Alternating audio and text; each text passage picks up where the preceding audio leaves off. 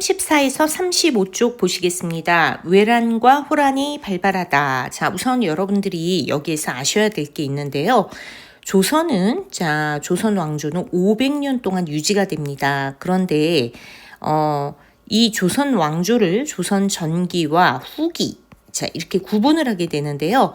그 전기와 후기를 구분하는 중요한 사건이 있습니다. 그것이 지금 여러분들이 학습할 바로 외란과 호란. 자, 큰 전쟁을 두 번 치르게 되는데, 자, 이걸 우리가 보통 양난 이렇게 얘기를 하고요. 그 이전을 조선 전기, 대체로 한 15세기와 16세기가 여기에 해당이 되고, 이후 17, 18, 19세기를 조선 후기라고 얘기하는데 이 성격이 상당히 달라지게 됩니다. 조선 전기는 조선이 처음에 만들어졌을 때 꿈꾸었던 그 성리학적 질서가 상당히 잘 지켜졌던 그 시기가 되겠고요. 조선 후기로 가게 되면 기존의 질서들이 모두 붕괴되는 가운데 새로운 어떤 모습이 나타나게 됩니다. 그래서 우리가 보통 시대 구분을 할 때에도 조선 전기를 근세라고 얘기한다면 조선 후기의 경우는 근대 태동기다. 근대 태동기다 이렇게 얘기를 합니다. 자, 그러면 그 중간에 있는 지금부터 외란과 호란 이 양난이 어떤 의미를 갖는 것인지 전쟁이 일어나게 되는 배경 그리고 전쟁의 전개 과정 그리고 전쟁의 결과와 영향을 중심으로 양난에 대해 살펴보도록 하겠습니다. 자, 외란과 호란의 발발로 조선을 포함한 동아시아의 정세가 크게 변하였다. 이제 결과를 좀 알아둬야 되겠죠? 양난 이후 동아시아의 국제 질서에는 어떤 변화가 있었나요? 여기 보면은 임진왜란이 일어난 게 1592년. 자, 정유재란이 발발한 거 이미 한번 쉬었다 3년 만에 다시 일어나는데 이걸 정유재란이라고 합니다. 1597년. 정묘호란이 1627년, 병자호란이 1636년 해서 호란 그리고 외란에 관한 그 연표가 나와 있습니다. 자, 그러면 조선의 전쟁 얘기를 본격적으로 시작해 보도록 하겠습니다. 자, 여기 굉장히 중요한 얘기가 나와 있는데요. 볼게요. 조선은 큰 나라를 섬기고 이웃 나라와 대등하게 교류하는 사대교린 정책을 실시하였다. 자, 조선의 외교 정책을 우리는 사대교린이라고 얘기를 합니다. 큰 나라를 섬기고 그 다음에 이웃으로서 그냥 사귄다. 그 밖의 나라는 이웃으로서 사귄다. 이 사대교린 정책은 여러분 이거는 성리학적 세계관에서 나온 것입니다. 성리학은 이 세상에 존재하던 모든 만물을 차별하는 성격을 띠고 있는데요. 그 중에 사람을 둘로 쪼갭니다. 인간과 인간이 아닌 이적. 자, 이적은 우리가 보통 오랑캐를 얘기하는 거고요. 한족 입장에서 볼 때 한족이 아닌 다른 민족을 오랑캐라고 얘기합니다. 그리고 이것은 중국의 주인인 바로 그 한족, 한자를 만든 한족을 얘기합니다. 한족. 그래서 이 인간은 우월하고 이적은 인간보다 못하다는 세계관을 가지고 있는데 이 세계관을 그대로 우리가 받아들여서 인간이 세운 한족의 나라는 섬기고 한족의 나라가 아닌 나라에 대해서는 이웃으로 섬긴다는 사대교린이라는 대외 정책을 추진하게 됩니다. 자, 조금 더 구체적으로 얘기를 해보자면 조선이라는 나라 500년이 유지가 되는 동안 중국에는 어땠냐면 원나라에서 명나라를 거쳐 청나라로 이어지게 되는데요. 원나라는 몽골이 세운 나라이고요. 명나라는 바로 한족의 정통 왕조가 되고 청나라도 만주족이 세운 정복 왕조가 됩니다. 자, 이랬을 때 우리가 섬겨야 될 대상은 모든 중국 원명청 다가 아니라 오직 한족이 세운 명나라는 4대의 대상이 되고 얘네들을 이제 멸시해야 되는 거죠. 몽골이나 만주기 때문에 계속 읽어보도록 하겠습니다. 중국과는 4대 관계를 맺었다. 이제 엄밀하게 말하면 이게 중국과 4대 관계를 맺은 것이 아니라 중국의 한족이 세운 나라와 4대 관계를 맺었다고 하는 것이 정확합니다. 한편 일본, 여진 이런 거 전부 오랑캐잖아. 얘네들과는 이웃으로서 그냥 사귀는 교린, 이웃 린자예요. 사귈교, 이웃으로서 사귀는 교린 관계를 맺었다. 자, 그러면 이웃과의 관계는 뭐냐? 사대를 하는 방법은 일련의 정기적인 사절을 파견해. 여러분들 그리고 조공을 갖다 바치는 거죠.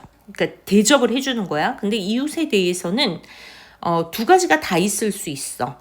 친하게 지낼 수도 있지만 화목하게 지낼 수도 있지만 잘못할 경우에는 강경책을 펼 수도 있는 것이 이웃이죠. 자, 이를 통해 일본과는 제한된 교역을 허용하는 등 거리를 유지했다. 이 교린 정책의 모습을 설명하고 있어요. 교역을 허락하기도 하지만 거리 유지. 그러나 16세기 들어 삼포 외란과 을묘 외변, 삼포, 부삼포, 연포, 제포 세 개의 항구를 열어주고 제한된 이제 교역을 허락해줬는데 거기서 외인들이 난을 일으켜 또 을묘년에도 또 외인들이 난을 일으켜 자 이렇게 조선과 일본 사이 크고 작은 충돌이 일어났을 때 조선은 국방 문제를 전담하는 비변사라는 기구를 설치하는 등 흔들리는 정세에 대비하려고 하였으나 자, 200년 동안 평화 상태가 지속이 되죠. 사실 여러분 보세요. 조선이 1392년에 세워져서 임진왜란이 일어나는 때가 1592년입니다. 뭐 소소한 작은 충돌이 있긴 했지만 큰 전쟁이 없었기 때문에 군대가 뭐 문란해지는 거야. 전쟁이 없다 보니까. 그래서 군역이라는 게 문란해지고 군역의 문란이라는 건 뭐냐면 여러분들 조선의 16세부터 60세까지 양인 장정 특히 농민들은 군대에 가야 돼. 군대에 가야 돼. 근데 이제 이 현역 복무를 막 슬쩍슬쩍 면제를 해주면서 뒷돈을 받고 면제해주고 막 이런 일들이 행해졌다는 거죠. 그래서 나중에는 군대가 조직은 있는데 그 안에 들어있는 사람이 없어. 뭐 이런 상황까지 가게 되는 거죠. 국방력이 점차 약화되었다. 이게 이제 임진왜란이 일어나기 전에 상황이라고 볼 수 있겠습니다.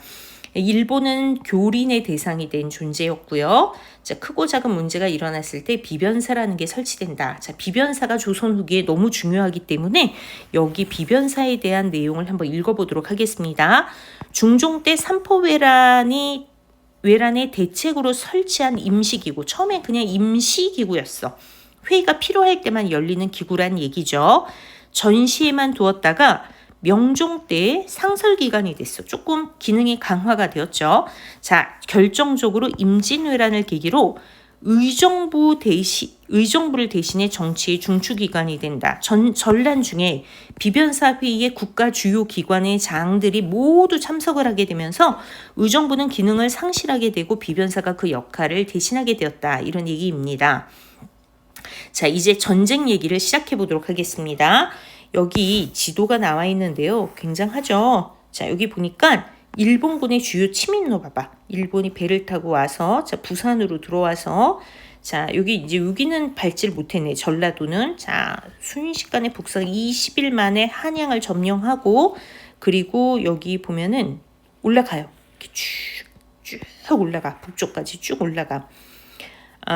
그리고 나중에 이제 명나라가 우리를 도와줄 때 이쪽으로 우주로 해서 초록 색깔 자 여기까지 이렇게 내려와서 도와주게 되죠. 격전지가 있고 여기 보니까 관군이 있고 정부의 군대가 있고 의병이 있어. 의병은 나라에 대한 충의를 내걸고 각자 자기 고장을 지키기 위해서 일어난 사람들인데 여기 이제 의병이 여기 이렇게 나와 있죠. 스님도 있어. 의병에. 자, 여기 회색에 들어있는 건 요거는 관군. 그래서 보니까 이순신이 나오고요. 김시민, 진주대첩 이런 것들, 권율 뭐 이런 게 쭉 나오네요. 자, 읽어볼게요. 자, 배경 일본의 도요토미 히데요시가 전국 시대가 있어요. 일본에 막 사무라이 군웅이 할거하던 그 전국에 분열되었던 그 일본을 통일했어. 도요토미 히데요시. 자, 불만 세력들이 많았겠죠. 그들의 관심을 밖으로 돌리면서 또 그들이 가지고 있었던 군사력을 약화시키기 위한 목적으로 조선 침략을 생각하게 됩니다. 그러나 명부는 명나라를 공격하려고 하는데 길을 빌리겠다는 거죠. 명이 목적인데 너네 길 좀 빌려줘. 일본에서 가려면 너네 타고 올라가야 돼. 자, 이런 거를 우리가 정명가도라고 얘기합니다. 정명가도. 명나라를 정벌하려고 하는데 길을 빌려달라. 이런 얘기가 되겠죠. 자, 1592년 드디어 임진왜란 일본이 쳐들어왔어. 일본군이 빠르게 북상하여 자, 광군이 이렇게 군역의 문란 이런 것 때문에 대처를 하지 못했죠. 그래서 북쪽으로 막 올라가는 거야. 20일 만에 한양이 수도를 뺏겨 한양이 함락이 되고요. 당시 왕이었던 선조는 의주까지 피난을 갔어. 명나라에 우리가 원군을 요청할 정도로 조선의 전세는 굉장히 불리했다. 초기에. 자, 그런데 대역전이 일어난 거야. 그게 바로 이순신의 활약인 거죠. 일본군의 전략은 자, 이렇게 일본의 육군이 쭉 북상을 해 나갈 때 수군이 배에다 군수 물자를 싣고 남해를 돌아 서해를 돌아 쭉 올라가면서 여기서 군수 물자를 조달해주는 수륙 병진 작전을 계획하고 있었습니다.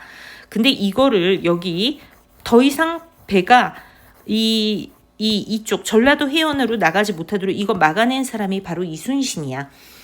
하지만 이순신이 이끄는 수군과 전국 각지에서 일어날 의병, 자, 이순신의 승전보가 들리게 되면 전국 각지에서 자기 고장을 우리도 지키자 하며 의병이 일어나게 되죠. 그리고 나중에 자, 명나라 지원군까지 들어오게 되면서 조명 연합군이 결성이 되게 돼. 그 결국은 역전이 되었다. 조명 연합군이 자, 평양선을 이제 탈환해 일본군을 남쪽으로 쭉쭉쭉쭉 밀어내게 되자 명과 일본이 휴전 협상을 벌였고요.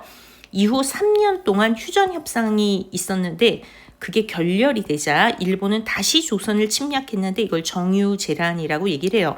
그래서 일본 이 전쟁 자체가 거의 한 7년 끝나는 시점까지 거의 7년 동안 그러나 조명연합군이 직산에서 일본군을 격퇴하였고 미순신이 두 번째 정유재란 때 명량에서 자, 여기 명량대첩 있죠. 크게 승리하였다. 전세가 불리해진 일본군은 도요토미 히데요시가 사망을 해. 자, 본국으로 철수를 했고 7년에 걸친 전쟁은 끝이 났다. 자, 우리가 이겼어. 그러나 결과는 어땠을까? 참고로 임진왜란 때 3대 대첩 중에 하나가 한산도 대첩이라고 하는데 여기서 이제 이순신이 펼쳤던 그 기술이 바로 이 하객진 전술이라고 하는 것이죠.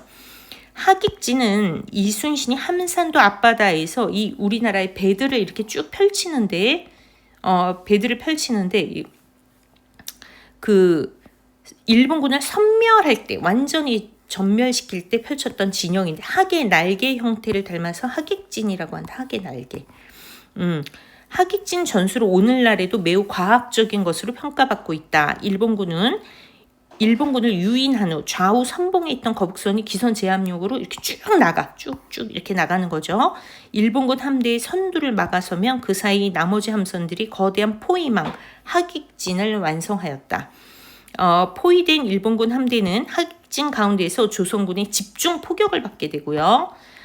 이는 조선의 판옥선이 밑바닥이 평평해 선회 반경이 짧아 대형을 잘 유지할 수 있고 이 밑바닥이 평평해. 우리 여러분들 여기 거북선이 있는데요.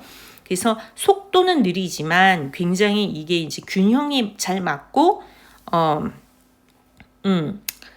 대형을 잘 유지할 수 있다는 거야. 또 우리나라는 이게 이제 사정거리가 길어. 활을 쐈을 때 길게 이렇게 이제 내는 거죠. 일본은 조총을 가졌지만 사정거리가 상당히 짧았고 배가 이렇게 약간 좀 팔랑배 한 포의 사정거리가 멀다는 이점을 극대화한 것이었다. 그 결과 일본군의 함선은 47척이 소실되고 12척이나 납포가 되었지만 우리가 끌고 왔어. 조선의 함선은 단 한 척의 피해도 보지 않았다. 그 결과 조선 수군이 크게 승리하였다. 함산도 대첩의 하객진 나와 있고요. 자, 이어서 임진왜란의 영향에 대한 얘기를 해보도록 할 텐데요. 동아시아 국제 정세에 큰 변화가 일어났다. 우선 명나라 보면 우리 도와주느라 국력이 급속도로 쇠약해져. 그 틈을 타 북방의 여진족의 급성장을 해 후금이란 나라를 세우고 명나라를 위협하게 되고요. 일본의 경우는 일본의 도쿠가와 이에야스라는 사람이 나타 새로운 정부를 세우는데 이것이 바로 에도막부가 된다. 한편 임진왜란은 그 성격을 우리가 문화전쟁이라고도 하는데요. 전쟁 중에 조선의 문화유산을 약탈하고 학자와 기술자를 일본으로 끌고 갔습니다. 이를 통해 일본 문화가 크게 발전을 하게 되었죠. 자, 이후 이제 전쟁 이후에 선조는 죽고 뒤를 이어 광해군이 즉위를 하게 됩니다. 이 광해군은 선조의 적자였어. 적자가 아니라 서자였어. 서자. 후궁이 낳은 아들입니다. 안으로는 자 전후 복구로 사업을 펴고 이게 뭐 성곽, 성문 뜯어진 거 이런 거 다 이제 개수하는 거죠. 그리고 국방력을 강화하는 데 힘을 기울였다. 그리고 이 광해군 때 또 허준의 동의보감, 임진왜란 때 질병으로 죽어가는 백성들의 모습을 보면서 허준이라는 사람을 시켜 동의보감을 쓰게 한 것도 이제 광해군이죠. 그런데 이 광해군이 밖으로 자 조금 복잡한 상황에 직면을 하게 돼요. 자 지금 어떻게 되냐? 임진왜란 때 명나라가 약해지고 여진족이 후금을 세웠는데 이 후금이 급성장을 하게 되는 거야. 그러면 조선은 원래 명분을 중시하는 사회야. 즉 성리학을 생각한다면 명나라 편을 들고 특히 임진왜란 때 우리 도와준 명나라 편을 들고 후금을 적대시해야 되는데 적대시하는 후금이 강해지고 도와줘야 되는 명나라가 약해졌을 때 만약에 이러한 원칙에 따라 명분에 따라 외교 정책을 펴게 되면 당연히 우리에게 불리하게 되겠죠. 자, 광해군은 후금과 명나라 사이에 결국 명분을 저버리고 실질적인 이득을 취하는 중립 외교 정책을 폈어. 즉 명나라가 도와달라고 하는데 도움 거절할 수는 없기 때문에 지원병을 보내요.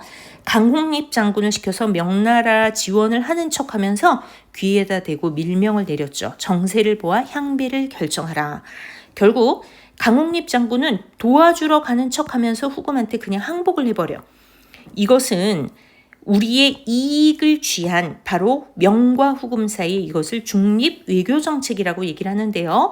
후금과의 충돌은 피할 수 있었지만 자 봐봐.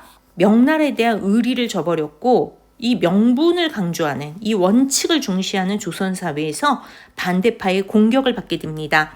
그래서 광해군을 지지하던 이제 북인들이 몰락을 하게 되고 광해군이 쫓겨나고 그리고 반대파였던 서인들이 결국은 반정을 일으켜 인조를 왕위에 옹립시키는데 이것을 인조 반정이라고 얘기합니다. 인조와 서인 정권은 이제 명나라에 대해 의리를 갚고자 하겠지. 이익 같은 거는 나라의 이익 같은 거 고려하지 않아. 자, 원칙에 따른 외교 정책을 펼치는 거죠.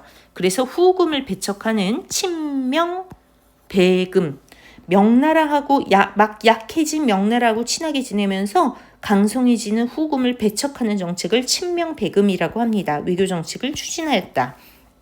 이에 후금은 명을 공격하기 위해 배후의 위협을 없애고자 조선을 침략하였는데 이 후금이 쳐들어온 것을 우리 정묘호란이라고 얘기를 하고요. 후금군이 황해도까지 쳐들어오자 자 여기 지도를 보게 되면 정묘호란 때 후금군이 자 어디까지 들어오냐 황해도 평상까지 쳐들어오는 내용이 나오죠. 쳐들어오자 인조는 이때 강화도로 피신을 하였고 조선군은 의병과 함께 또 후금군에 맞서 싸웠어. 이때까지만 해도 명나라와의 결전을 앞두고 있었던 후금이었기 때문에 조선과 형제관계를 맺고 물러났다. 너네 아우해 우리가 형할게 그러면서 물러났다는 거죠. 그런데 이후에 후금이 중국을 다 정복하고 국호를 청이라고 바꾸게 됩니다. 조선에 군신관계를 맺을 것을 요구해. 이제 우리를 임금으로 섬겨라 요청을 하게 되는 거죠. 자, 여기서 이제 여러분들 이게 시험에도 많이 나오는데요. 조선에서는 청나라하고 화친하자. 충돌 피해야 한다. 이걸 화의를 주장한다고 해서 주화론이라고 얘기를 하고요. 청을 당장 치자.